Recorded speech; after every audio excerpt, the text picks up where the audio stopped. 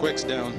He's on the Kansas City sideline. Medical staff coming over from the Rams sideline right now. I was devastated, first because I've never been injured, never been able to get up and at least walk off the field.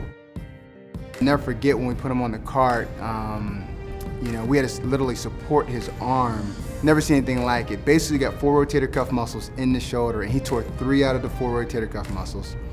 He tore his biceps tendon, which attached on the front side, and he blew out basically the posterior capsule or the ligaments in the backside of his shoulder.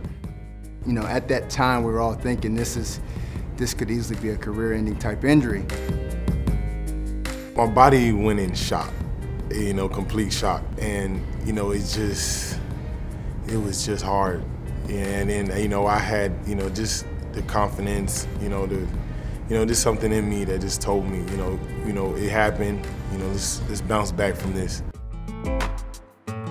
Byron Cunningham's our ATC PT, and I sat down with him and Brian, and me and him both never seen this before. So it was interesting. This is where it's, in a weird way, it's kind of fun because it challenges us to really think outside the box a little bit on some therapeutic techniques. And our goal right now is hopefully can just reach overhead and grab a cup out of the cabinet. Number one, you got to be tough as nails, okay?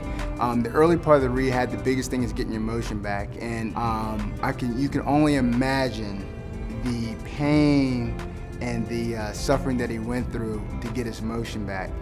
I never made any excuses. I kept fighting and just praying and making sure that I get out there and just compete and play again with my brothers. Quickie still has a long road to go. We're far from over. His motion is where it's going to be, and it's really good. It's functional. His strength gains are still need to get a little bit better, but he is gaining a lot of ground, and obviously has not any contact. It's great. Getting to run and getting to stretch my arm out and do the things that I can do. It's amazing.